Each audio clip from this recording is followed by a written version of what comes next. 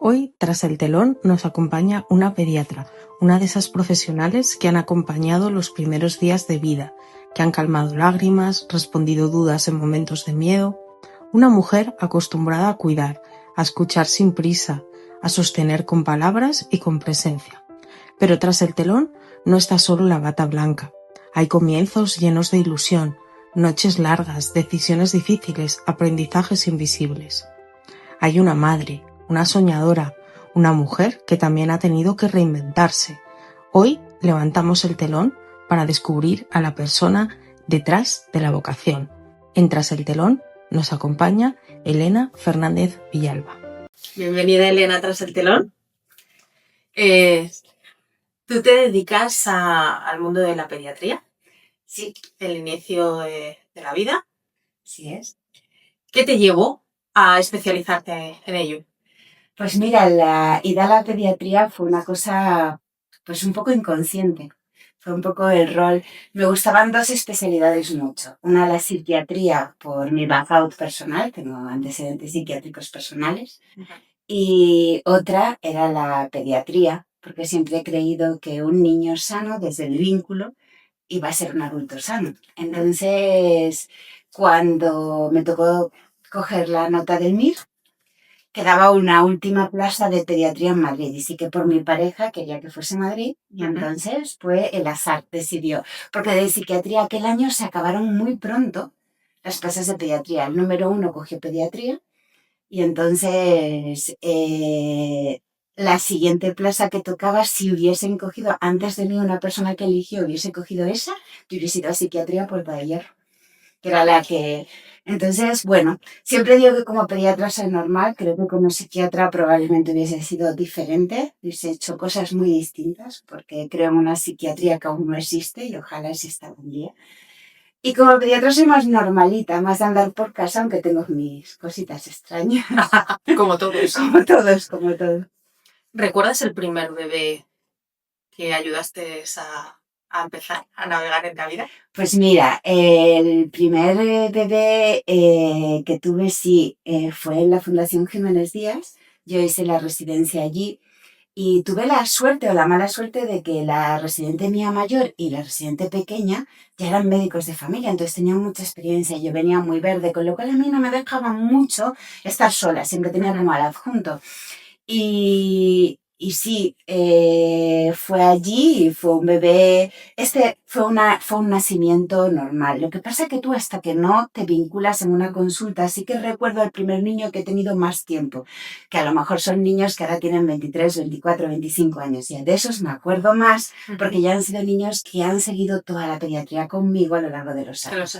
Familias que me han ido siguiendo, he estado en la pública, en un centro de salud, en la privada, en H&M muchos años, en Dimama ahora, y hay familias que he seguido viendo todavía. Algunos, tengo una familia americana que siempre ya tiene hijos casados y con nietos.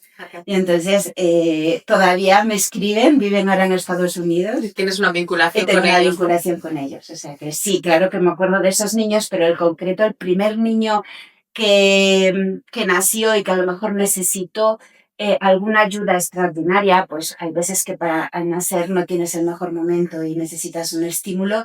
Esos niños luego cuando estás en un hospital tú no les sigues. Ya. Esos niños se pierden. Se tratan allí. Eso es. ¿Y cómo se le dice a unos padres recién haber iniciado con un bebé chiquitito que su hijo tiene algún problema, alguna patología? Pues poniendo toda la carne en el asador, poniendo mucho corazón. No hay otra manera. Yo he llorado y me acuerdo, yo cuando entré en la Fundación Jiménez Díaz, la oncología infantil justo se estaba quitando. Entonces nos quedaban los niños que estaban muy graves, que alguno nuevo tuvimos, pero quedaban los niños muy graves. Y cuando te tocaba dar un diagnóstico de ese tipo, solo puedes ayudarlo con el corazón y hay veces que lloras. Tengo una niña que esa la recuerdo mucho porque fue un diagnóstico mío en una consulta que era mía y tal, y me llamaron los padres, Elena, está pasando algo, y era el Día de Reyes. Día de Reyes. Y eran, en casa son muy del Atleti, en mi casa, y esta familia también. Y me dicen, Elena, tenemos que ir a comprar un regalo para el hermano al Calderón. Digo, por Dios, eso no se puede dejar. Vete al Calderón, comprar la camiseta al crío, pero esta niña hay que llevarla al hospital esta tarde. Y sospeché que tenía un tumor desde el primer momento que la vi. Y era el Día de Reyes y lo fácil para mí era quedarme en mi casa con mi familia que iba a celebrar la Noche de Reyes. Y sin embargo me subí al hospital a hablar con sus padres y le dije, no le digáis nada, que se lo digo yo. ¿Y cómo se dice? Abrazándoles. No hay otra manera. No se puede hacer. Y tanto cuando nace y cuando tiene una patología que ha nacido con ella, es que no hay otra y no hay otro momento, no hay una forma bonita de decir algo triste. No. Lo único que puedes hacer es acompañar. Empatizar con ellos y ayudarles, ¿no? Dicen que no nos podemos poner en los zapatos de nadie. La palabra, pero sí al menos intentar entender qué emoción tiene esa persona en ese momento, ¿no? Entonces sabes que va a ser triste, que va a ser difícil. Que tienen un camino largo por recorrer. Y que nada, que es un camino además que no puedes cambiar. Uh-huh. Y tú, visto tratando a los niños en consulta, ¿qué miedo crees que es el que tiene una madre? Todos. Todos. Sobre todo, yo creo que a no defraudar a la vida. Y a sus propias expectativas, a tu propia necesidad de ser perfecta. Y la maternidad no es perfecta. Y una frase que es mi lema en mi logotipo, que es abrazar el caos. Es verdad. Entonces no existe otra. O sea, la maternidad te cambia, te transforma y solo puedes eso, abrazar el caos y sentir que si eres muy ordenada va a estar todo muy desordenado y si eres muy desordenada se va a desordenar más. Y esa es la vida que te toca y aceptar, sobre todo hay que aceptar y no ir a la maternidad con expectativas de ningún tipo, ni del parto que vas a tener ni del hijo que van a hacer, porque te lo va a cambiar absolutamente todo y te va a poner aquí de frente la realidad. Y todo lo que tienes que aprender en esta vida, los grandes maestros, por suerte, por desgracia, son nuestros hijos. Y gracias a ellos vivimos. Y gracias a ellos soñamos muchas veces. Y gracias a ellos la vida continúa. ¿Cuántas veces nos bajamos del carro si no lo estuviésemos? Uf, muchísimas. Y gracias a ellos seguimos. ¿Por qué? ¿Pero crees que les transmitimos nuestros miedos? Sí, claro. Algunos los escondemos y los maquillamos. ¿Vale? Eso es la tendencia natural. Pero el madre miedosa, el niño miedoso. Claro. El que no le tiene miedo y se sube a todas las montañas rusas, mis hijos se montan en todo. Uh-huh. Si tú no te gusta una montaña rusa, tus hijos es que no los vas a llevar al parque de atracciones, pero partiendo de esa base, y cuando los llevas no les vas a dejar que se monten en las atracciones difíciles, porque tú tienes miedo. Es claro que se transmiten, pero también los enmascaramos, porque al final tú no quieres que tus hijos pasen por los sitios donde has pasado tú. Yeah. Y si tú tienes miedo a ir por este camino, o te da miedo a las serpientes, dices, Dios, que no tenga miedo a lo mismo que yo. Claro, lo que pasa es que también tenemos que dejar que tengan miedo. El miedo nos ha salvado siempre, pero una cosa es el miedo a las cosas que hay que dar miedo, porque el cerebro reptiliano, el miedo sale. O sea, yo tengo un león aquí, voy a salir corriendo y tiene que salir la adrenalina y tiene que salir el miedo que tengo que tener. Pero luego hay otros miedos, entonces es muy difícil vincular ahí las emociones. Claro, pero hay muchos padres que son sobreprotegidos y que los protegen demasiado, ¿no? Claro.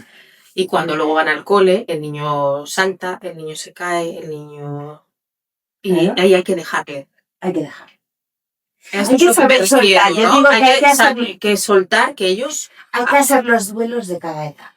Eso es. Es decir, si yo tengo un bebé de 6 meses que está los primeros 6 meses encima mía como un koalita, o los 9 primeros meses, y luego empieza a andar o empieza a gatear, le tengo que dejar en el suelo y que coja la tierra y que se manche, que se pringue. Y cuando empieza a andar, lo tengo que dejar que explore el mundo. No lo puedo llevar con 2 años encima. Entonces, y eso, cada etapa es un duelo, porque estás dejando una etapa de bebé que mola, que tienes el cariño, que tienes esa ternura. Uh-huh. ¿Cuántas veces no decimos, lo que me quejé de cuando eran pequeños y lo que volvería atrás? Y lo que volvería atrás 1.000.000 de veces a volver a sentir aquello. Sí. ¿No? Sí, entonces, pues esto es así. Entonces, claro que hay que dejarles vivir cada etapa. Tenemos que crecer con ellos. Y ahora tengo 3 hombres, entonces ya no puedo pedir a mis niños, ya no existe. Pero tengo que acompañarles en esa nueva etapa. ¿Y tú cómo les enseñas a los padres? Porque hay padres que les cuesta. Pues intento siempre vincularme mucho a ellos para que se den cuenta. He tenido, en concreto hay historias, una madre, imagínate, obsesiva compulsiva, que las hay, y que no permite que a su hijo ni le toquen ni le hagan nada, pero que tú le tienes que explicar los beneficios que tiene que toque el suelo. ¿Cómo le explico yo a una madre que limpia la casa 7 veces con lejía que no puede ir por ahí? Claro, que le tiene que Que le dejar, tiene ¿no? que dejar. Entonces intento primero llegar a ellas. Mira, hay una que tengo ahora muy cercana que le pedí el último día cuando me despedí de ella, pedí darle un abrazo. Digo, sé que te es muy difícil, solo te lo pido si me dejas tú. Y vino, no, por supuesto. Dice, Elena, quiero que sepas que mi hijo va a tocar el suelo. Y yo ya con eso, y me emociono recordándola, pero la quiero mucho. Y es así, es con mucho cariño. Tú no le enseñas, no existe ningún camino. Existe el entender que esa madre tiene ese problema y irle poquito a poco dándole tips. Entonces, como esa madre estaba muy preocupada porque su hijo tuviese un buen sistema inmune, yo ataqué por ahí. Claro. Y el sistema inmune se coge cogiendo tierra. Si les protegemos, No tocan no, el suelo. Y el efectivamente. sistema no viven en burbujas. Entonces, yo a ella, que era encima, se dedicaba a la farmacéutica, o sea, que sabía mucho, ahí es donde la ataqué. Claro. Y conseguí irla cambiando, ¿no? Y me dejó darle ese abrazo y me dejó que la tocase y dije, de verdad que te lo agradezco infinito y muchas gracias por la confianza. Estos pues fueron meses, no estuve con ella muchos años porque fue de las últimas de mi etapa. Pero sí, tienes que llegar al corazón, es que no hay otra forma de llegar a la gente, rascando. Eso es, tenemos que rascar. ¿Y crees que hay diferencias entre la maternidad entendida, normal, a las familias ahora mismo que son monoparentales? Una madre o un padre que toma la decisión de ser padre solo es porque para ellos era muy importante. Entonces, casi siempre tienen los suficientes conocimientos, o sea, como para intentarlo. Otra cosa es que luego el cómo salga. No estoy diciendo que siempre todo sea beneficios, porque no hablo de eso. Hablo de que cuando un padre y una madre toman decisiones que se salen de la norma, normalmente,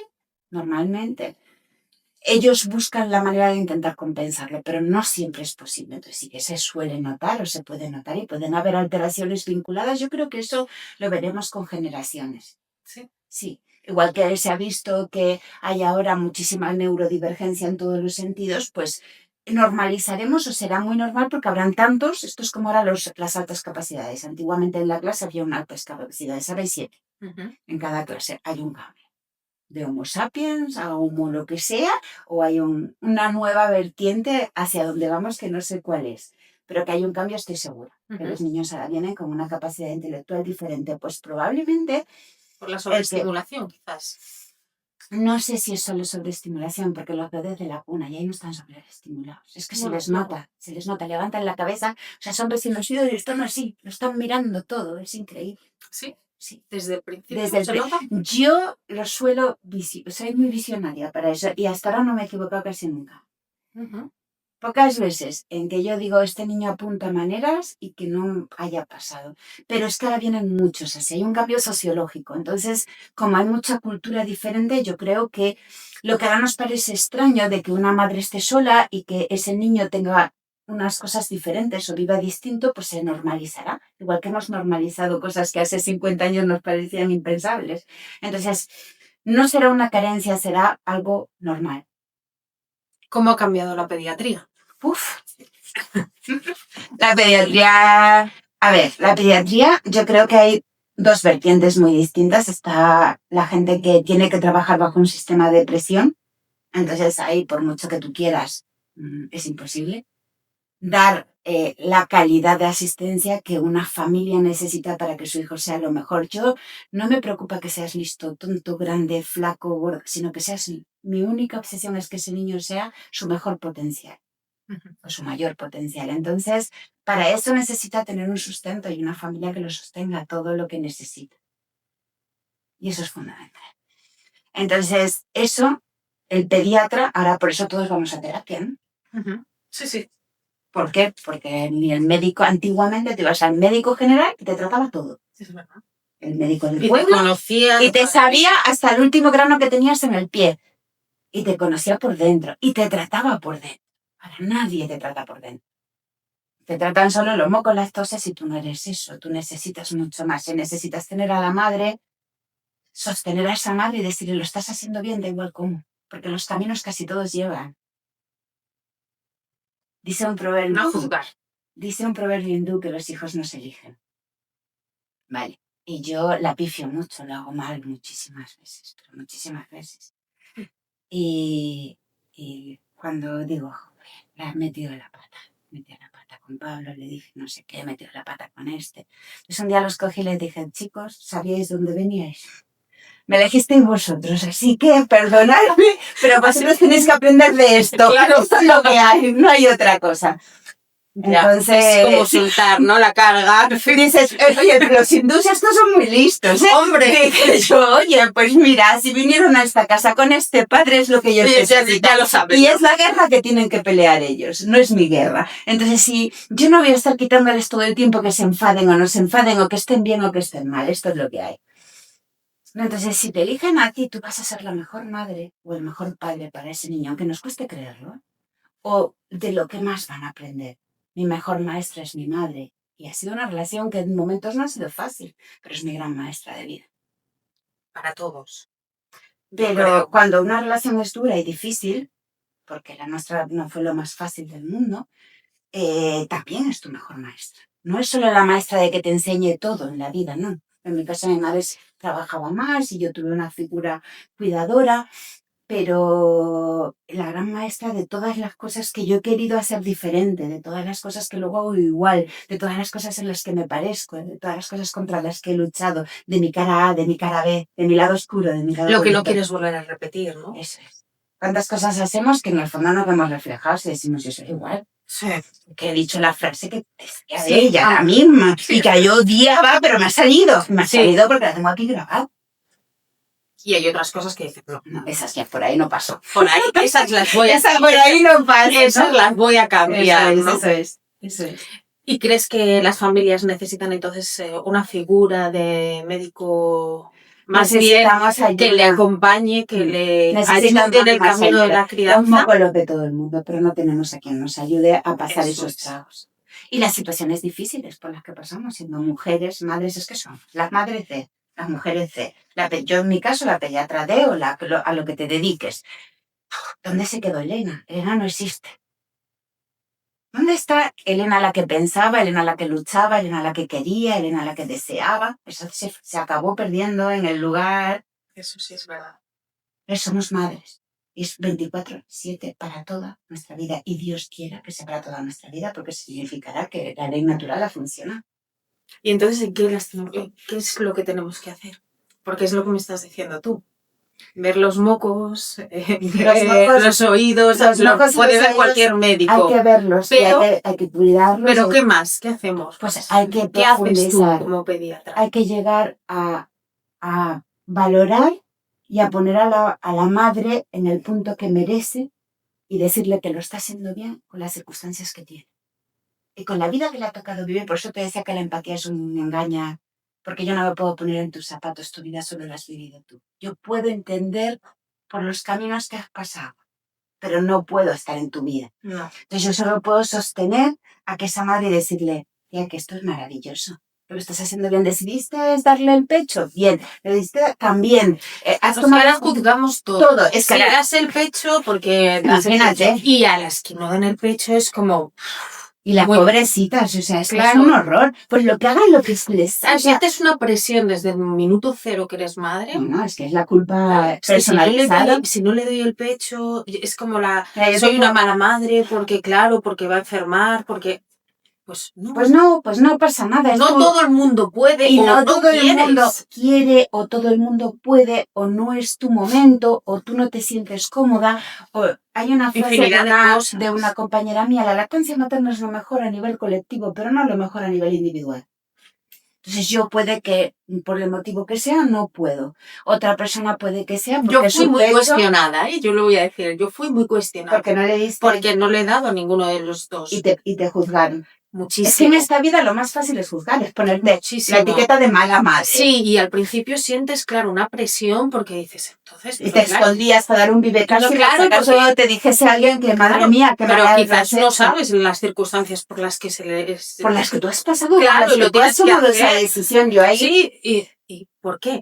yo nunca entro. Pues, Que, ¿por qué pasa eso? Porque es que, juzgamos, la sociedad es juzgona, lo más fácil que hay es el pero juez. se crían igual.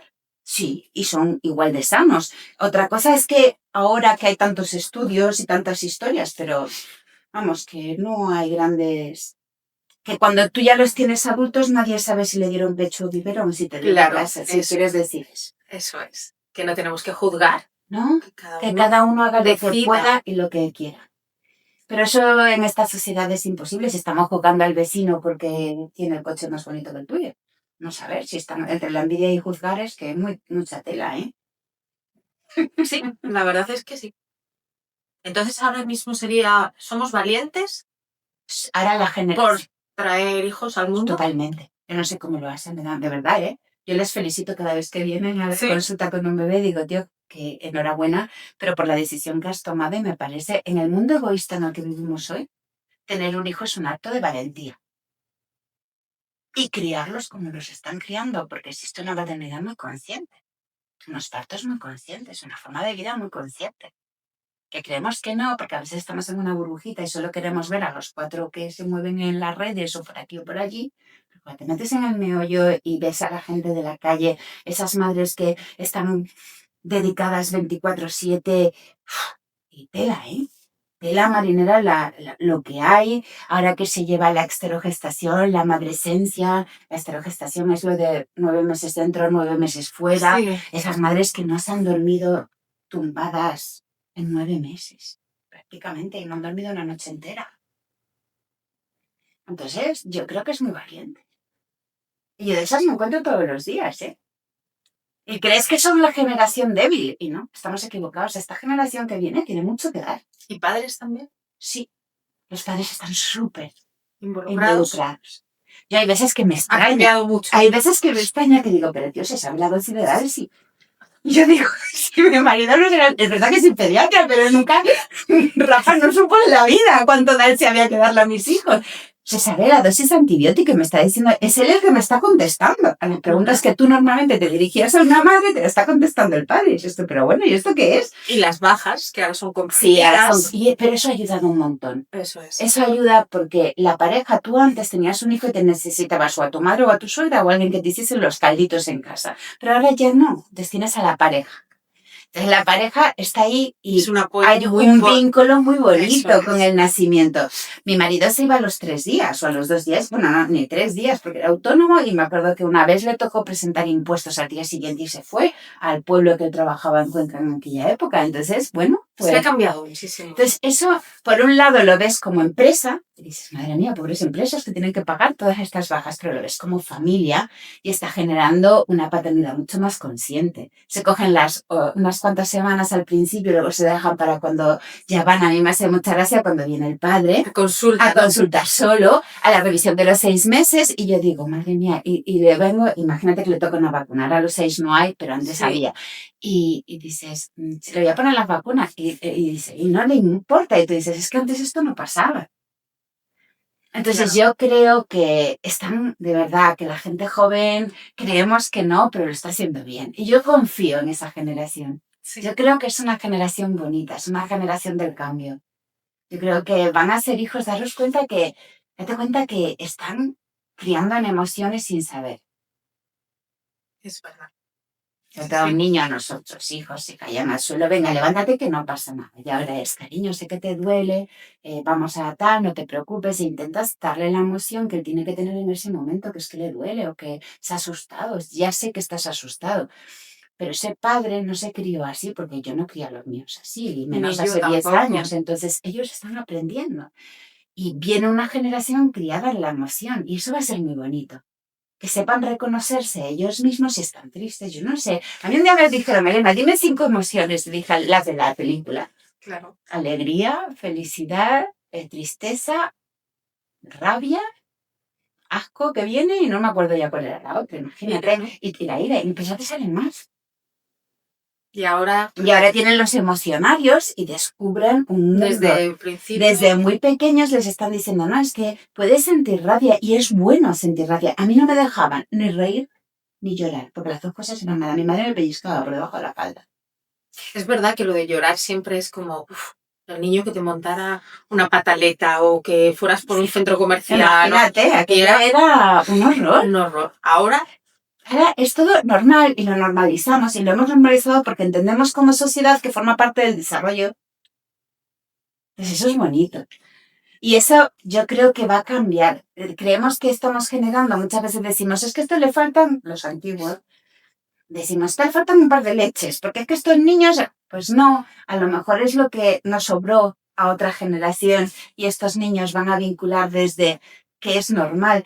Yo no me recuerdo enfadada en público nunca, toda la ira me la comía y me la sigo comiendo porque es muy difícil. Porque nos han enseñado a que había que ocultarlo. Claro. Entonces casi a yo me la comía, para que la voy a dejar suelta. Así estoy. No, y ahora no. O sea, ahora lo expresamos, como nos sentimos lo vamos a expresar. Ahora lo expresamos. En eso hemos evolucionado. Entonces yo creo que vamos hacia un mundo mejor en la maternidad, mucho más consciente, por eso hay menos niños también. Eso es lo que iba a decir. Porque cuesta mucho. Es que ahora tener un hijo a nivel económico no sé, prácticamente es el hipotecón.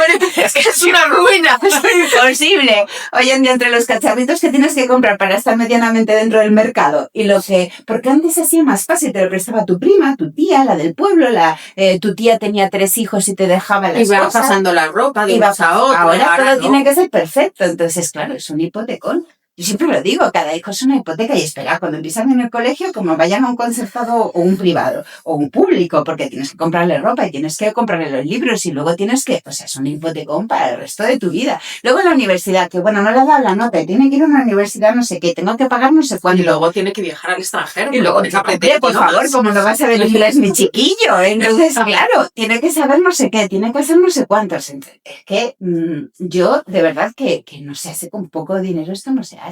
¿Y la crianza de embarazos múltiples? Hice un podcast hace poco grabé un podcast con un par. La crianza múltiple es difícil, pero es apasionante porque los dos niños se vinculan mucho. Sí. Sí, normalmente. A ver, luego de mayores pueden ser el perro y el gato y muy diferentes, pero sí que hay un vínculo entre ellos que los primeros, casi todos los padres de gemelares, que les decimos siempre va a ser todo muy duro, ellos tienen una expectativa de que sea muy difícil, te dicen que el primer año empieza a ser difícil cuando tienes a 2 personitas caminando, que tienes que perseguir a 2. Claro, pero las tienes en la cuna. Y más que suelen estar los dos juntos y se sienten muy unidos. Entonces no necesitan hasta menos, ¿no? Sí, porque tienen el vínculo porque se propio. Ellos. Eso es. Has llegado ahí que sí, así es. Entonces ese vínculo de apego que se necesita en una figura materna o paterna. Pero cuando se le dice a un padre que va a ser padre, casi todos se ponen los pelos como escarpiados, sí. O sea, eso es lo normal, que sí, porque te quedas como en shock, como diciendo, madre mía, que no viene uno, que vienen 2, que esto se me... ¿Y qué hago? Claro. Entonces ahí, luego que también muchos de esos embarazos acaban siendo prematuros, sabes que pueden estar en la UCI, vives con más miedo al embarazo. Cuando hay miedo hay cortisol, hay adrenalina. Cuando hay cortisol, hay adrenalina, no se genera oxitocina, el amor se cae. Y empieza a haber... Y empieza a haber conflictos y empieza a haber muchas cosas. Pero ellos, al ser, por ejemplo, los bebés prematuros, ¿cómo se les lleva a lo largo de los años? Pues porque en la al principio pediatría sí que es complicado, ¿no? Sí, en la pediatría tenemos protocolos diferentes. Hasta los 2 años normalmente ellos nacen catch-up en peso y altura, por ejemplo. Tenemos que esperar a los 2 años, depende de la prematuridad. Y luego se tiene mucha obsesión con ciertos datos. Entonces yo, por ejemplo, les quito los números. Ojalá viviésemos sin números. Los números son malos para todo. Los números económicos, los números del reloj, cada 3 horas, cada no sé cuántos. Los números de las empresas. Todos son números. Entonces, cada caso es especial, ¿no? Es diferente. Entonces es distinto. Pero normalmente siempre se comparan. Entonces los padres quieren que sean exactamente el mayor potencial. Entonces son niños que si nacen antes de tiempo van a atención temprana para intentar llegar antes. Pero también hay que ver que la edad cronológica es distinta. Entonces... Pero tienen luego más problemas a la hora de, por ejemplo, de la motricidad, ¿o no? Algunos sí, depende de la prematuridad. A menos semanas, más problemas. O sea, pero además se nota desde una semana. O sea, nosotros en cuanto pasamos la semana 28 estamos más tranquilos los pediatras. Porque de la 24 a la 28 siempre hay más alteraciones que después. Entonces, y si ya llegamos a la 32 es un lujo. O sea, depende de en qué momento nazcan, las secuelas son mayores o menores. O menores, ¿no? Y los padres lo llevan de otra forma, ¿no? Más tranquila. Y no es lo mismo un ingreso. Date cuenta que normalmente, si está de 4, o sea, dependiendo de las semanas que falten, estará en la UCI. Porque tienen que llegar a un engorde, a un peso para dejarlo. Entonces, la evolución, ¿no? Eso es, de los neurológico, ¿no? Todo. Y en este caso, cuando un embarazo viene con un diagnóstico que ya sabes que tu hijo va a nacer con una determinada enfermedad, ¿cómo se les trata? Uf. Pues, primero es una decisión. Ahora mismo es una decisión familiar, pero las familias que deciden seguir adelante, pues... ¿Están acompañadas en todo el proceso? ¿Hay algún acompañamiento especial? ¿No? Hombre, esas familias necesitan psicólogos, necesitan atención psicológica, psiquiátrica en ocasiones y necesitan mucho acompañamiento. Y ahí, fíjate, te diría que es muy importante la fe. Las familias con una fe fuerte lo llevan de una manera y las familias que no tienen fe lo llevan de otra. Entonces, cuando han tomado la decisión de seguir adelante, hace poco ha pasado un caso, era un bebé con un síndrome de Down y una hidrocefalia, y entonces falleció en las 36 semanas dentro de la tripita de la mami, antes, pero esa familia estaba llena de fe y ella me ha llegado a confesar después que hubo un momento donde ella le pide, ¿no? a Dios, a su Dios, le pide que si no va a estar bien, que por favor se lo lleve, y se sentía culpable por haberlo pensado. Tócate. Es que es duro. Y no nació y decía, yo me siento culpable de que no esté con nosotros, porque igual es porque yo lo pedí. Digo, no, era porque era lo mejor para todos. Hay una sabiduría porque habían 2 mutaciones, entonces... Como le acompañas, he tenido la suerte de trabajar con un equipo extraordinario, entonces sí que acompañaban esas circunstancias bastante desde el corazón, pero hay veces que no, que te lo sueltan en una consulta de lo más... tu hijo tiene este problema, toma esta decisión, te vas a este sitio si quieres, esos sitios nunca son bonitos cuando tomas la decisión de no seguir adelante, y si no quieres, si quieres seguir adelante, pues vete a hacer otro sitio para que te lleven, porque es un alto riesgo. Te vas y ahí tú te quedas con tu decisión, con tu sensación de pequeñez, porque solo te sientes pequeñito, porque me ha tocado esto a mí. O sea, y solo. Primero, y solo. Entonces yo creo que eso lo primero que te lo tiene que informar es una persona que sea mínimo, no sé si psicólogo, pero o sea, yo creo que faltan muchos recursos para llegar a que esas cosas se digan bien. Nunca van a venir bien, pero no es lo mismo. Y en consulta, ¿cómo se trata? Me refiero a esos niños que nacen. Igual, pues no te queda otra. Yo siempre digo, algún caso yo siempre digo a esos padres que yo soy la pediatra de los mocos. Ahí pues soy al revés, ¿ves? Digo, tú ya te vas al neurólogo a que te diga, porque tiene el síndrome de no sé qué. Ya vas al cardiólogo porque tiene el síndrome de no sé cuánto. Ya vas al no sé qué, pues yo soy la pediatra de lo normal, del peso, la talla. Entonces, de lo que va a ser fácil. De lo que va a ser fácil. Entonces a mí me tienes que contar cómo te sientes tú, porque los demás ya se lo ven en todas partes. Y esos niños están súper revisados y hay poco que yo pueda hacer. Entonces yo solo puedo acompañar a que esa madre tenga un calorcito el ratito que está conmigo. No te queda otro. No puedo hacer más. ¿Y cómo? ¿Y los niños de altas capacidades? Melón. Eso es otro... Es un melón porque la sociedad no está preparada, ni la educación tampoco. Entonces tenemos que cambiar el sistema educativo. Porque cambiar ellos mismos sufren mucho. Entonces tenemos que cambiar el sistema educativo para que esos niños encuentren su lugar y no existe. No existe. Es complicado porque luego además existe mucha comorbilidad, es decir, muchas enfermedades asociadas. Entonces hay ratos en los que llegan a pensar que esos niños pues son más torpes, no estudian porque no quieren, o son más vagos, o es que les molestan los ruidos porque suelen ser personas altamente sensibles también. Es complicado y el sistema no tenemos ¿cómo se llama? Un maestro para cada niño. No. Entonces, ojalá pudiésemos ver el talento. Yo siempre creo que hay que educar en el talento, no en la carencia. Entonces, si tú eres muy bueno en matemáticas, ¿para qué te voy a enseñar lenguas si eres malo? Pues vamos a aprender matemáticas. ¿Y los padres que tienen hijos con altas capacidades, qué es lo que deben de hacer? Es decir, en cómo puedes ayudar más a tu hijo, ya Pues que el sistema en educativo no buscar está los preparado. recursos y ayudar a tu hijo a seguir adelante y a darle todos los recursos que tú puedas. Lo que pasa es que los recursos pasan por dinero siempre.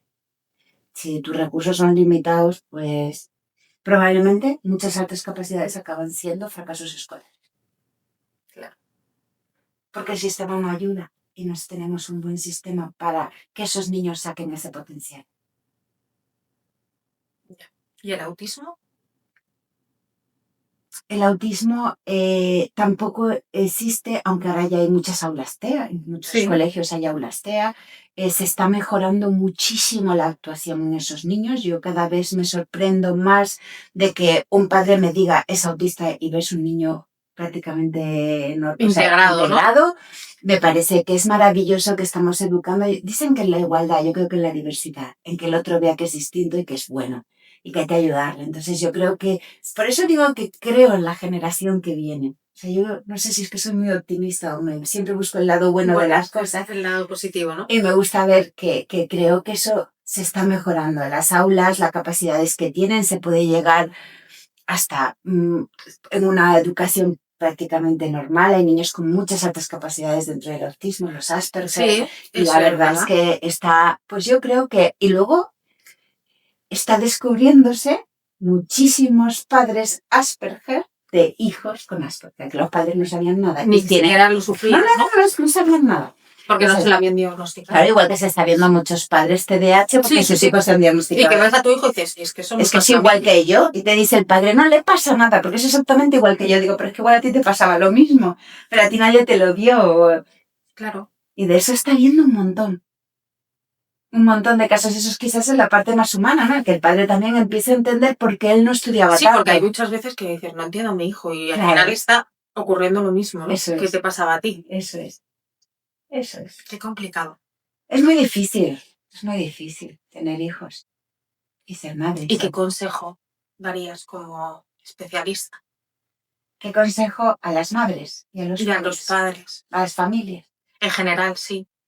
Que se dejen fluir. Y no estamos en estado líquido, ¿eh? No estamos en estado líquido. Ni somos líquido. Pero que dejen que las cosas sean. Que las cosas pasen. Que se van a caer. Les ayudamos a levantar. Nos caemos nosotros, nos ayudan ellos. Que intentemos equilibrar el sistema, no mandamos, no somos casi nadie en sus vidas, ¿eh? Somos una figura más que estamos aquí, somos todo porque les hemos dado la vida y eso hay que honrarlo siempre. Pero los sistemas se mueven. Y lo que ahora date cuenta que, no sé, que si tienes padres, pero tú te cuidas a tus padres o estás, todo se gira de nuevo. Y hay un momento donde el niño se convierte en el cuidado. Pues esto es un engranaje y siempre hay que dar y recibir, dar y recibir. Y entonces que la vida es mucho más sencilla y que no queramos ser perfectos. La perfección no existe. Y en la maternidad menos. Es imposible. Imposible. ¿Y qué hacemos con el tema de la salud mental? En niños tan jóvenes que está ocurriendo ahora mismo. Pues primero, ¿cómo lo detectamos? Es que como esto lo de alguien de la política, me van a matar porque quiero cambiar todos los sistemas, el educativo, el mental. Bueno, podemos hacerlo.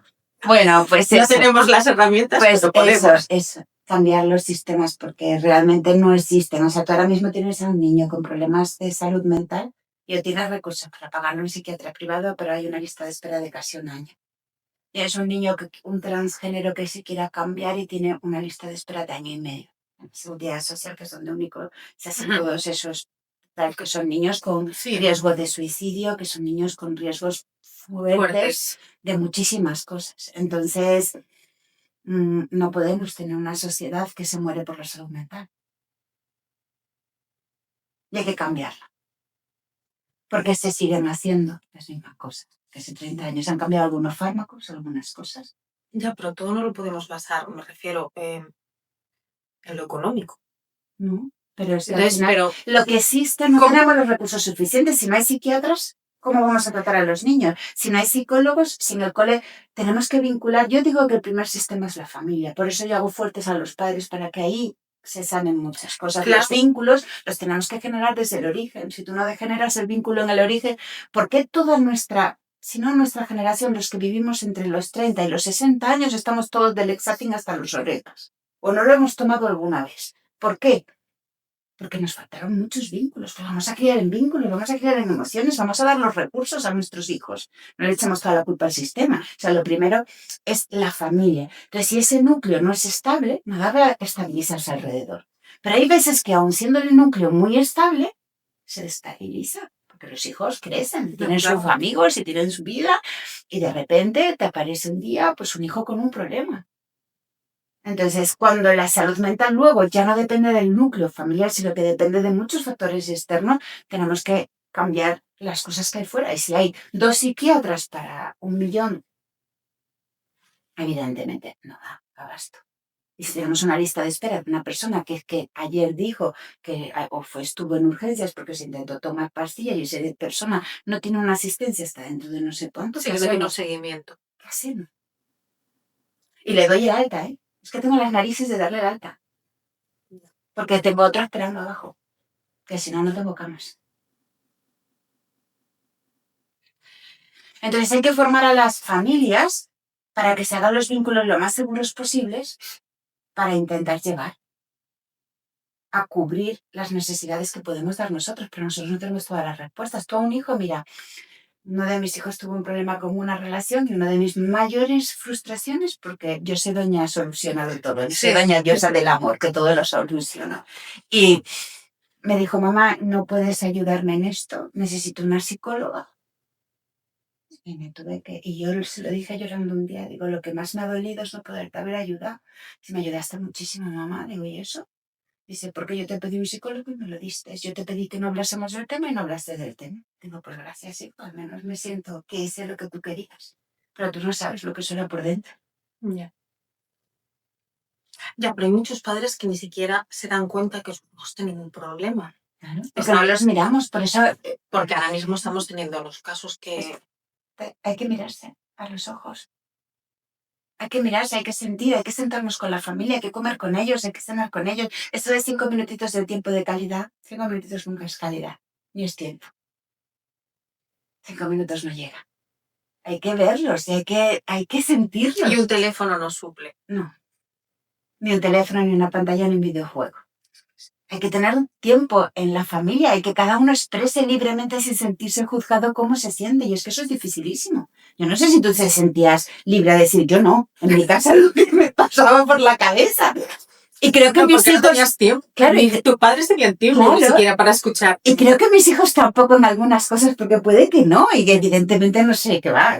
Te digo que te lo dije al principio, que tengo muchas taritas. Sí. Y como madre también, pero claro, si no los miramos, no los sentimos. No, yo, cuando entré en la habitación de este niño que hicimos una mudanza, del que estuvo así, dije, madre mía, lo que ha sufrido esta habitación. Lo sentía, o sea, lloré lo que no te puedes hacer una idea recogiendo esta habitación. Es que es muy triste porque ver que un niño tan pequeño sufre tanto Y es suyo, ¿eh? Claro, y que si él lo guarda, se lo calla. Claro, no tiene las herramientas para saberlo gestionar. Y luego termina en algo dramático. También el peso que se carga sobre la familia es muy grande. El colegio, el ambiente y luego creer en ellos. Eso de, es que no me creo lo que me está contando, un niño puede mentir. Mal, por supuesto. Para que no vamos a salvarnos. Pero los cambios se notan. Pero se notan. Tú ves la tristeza, tú ves que deja de comer, tú ves que viene peinado diferente, tú ves que no se cuida, tú ves que no se... lo que sea. Tú vas viendo cosas que están pasando en la vida. Y hay algunas que tienes que dejarlas porque se pueden dejar y tienen que vivirlo ellos, y hay otras que hay que tomar cartas en el asunto. Yo sí que soy solucionadora. O sea, intentando siempre darles las cosas que puedo ofrecerles. O sea, si veo que por aquí va algo, ya. Intentarlo. Si funciona bien, y si no, pues tengo que buscar otro recurso. Y rapidito, porque los niños necesitan ser vistos, pero desde que nacen. Cuando una madre te dice, mi hijo le pasa algo, doctora, y no sé que no tiene fiebre, créetelo. Porque le pasa algo al niño. Pues la madre lo conoce mejor que tú. Y no sabes qué es. Y no sabes. Y seguramente tú creas, le explores y digas, está estupendo, no le pasa nada. Porque la madre dice que le pasa a él. Créete siempre, salvo que la madre tenga una patología o haya algún problema, que los hay normalmente. ¿Y qué hacemos en ese caso? ¿En cuál? En el que estás diciendo, En el de le pasa algo. Pues ver qué le pasa, buscar qué le pasa. Buscar. Yo me acuerdo de una madre que llegó y era una leucemia. Y ella venía segura que a su hija le pasaba algo. Y digo, le voy a pedir una analítica. Y salió. Y ya tuvimos que derivar, pero en mi hospital en aquel entonces la tuvimos que mandar a Montepríncipe, que era donde llevaba la vida. O sea, es ese feeling. Existe, ¿no? Hay algo que la madre sabía que algo no estaba yendo bien. Habían ido ya a 3 hospitales y 2 de ellos grandes de Madrid, ¿eh? Y quería un tema tratarlo porque sí que es importante, porque cada vez hay más niños con problemas de intolerancias a muchos alimentos, gluten, alergias. Pues ese tema yo, desde mi punto de vista, está vinculado con la microbiota. Sí. Hay una permeabilidad intestinal de tal manera que hay muchas... las células intestinales deberían estar unidas, ¿vale? Si es como más uniones, tienen un nombre en inglés que no... Entonces, si las células están así, aquí está la sangre, imagínate. Entonces pasan muchos tóxicos vinculados con la microbiota. Entonces vivimos en estrés absoluto y nuestros hijos también. Nuestra microbiota está pues loca. Igual que eso, nosotros dice que tenemos un tercer cerebro, yo me lo creo, pues eso gestiona que esos tóxicos pasan al torrente y hacen que ciertos alimentos y ciertas cosas, entonces ahora se habla, una dieta antiinflamatoria no lleva gluten, no lleva leche, no lleva ciertos alimentos, luego tienes al médico clásico que te dice que todo eso sí. ¿Qué opino yo sobre eso? Creo que hay que tratar la microbiota, pero que aún nos queda mucho camino en las investigaciones porque no existe, sí existe, porque sé que existe el trasplante fecal, es decir, cambiar, pero normalmente tu microbiota es como tu DNI, vuelve y vuelve y vuelve, entonces es difícil mantener una vida continua. ¿Y la deberíamos de tratar desde el embarazo? Sí, lo que pasa que, ¿quién tiene un embarazo tranquilo? ¿Tú conoces a alguien que viva en paz, en la selva? Yo no. Tú no, ¿verdad? Yo tampoco. Entonces, ¿cómo quitamos no el podemos estrés? permitir. No podemos permitirnos ni la microbiota ni nada. Entonces hay que sobrevivir. Por eso te decía, abrazar el caos. Hay que sobrevivir. ¿Qué tiene alergias? Con las alergias. ¿Una dieta antiinflamatoria? Con una dieta antiinflamatoria. ¿Soy alérgica?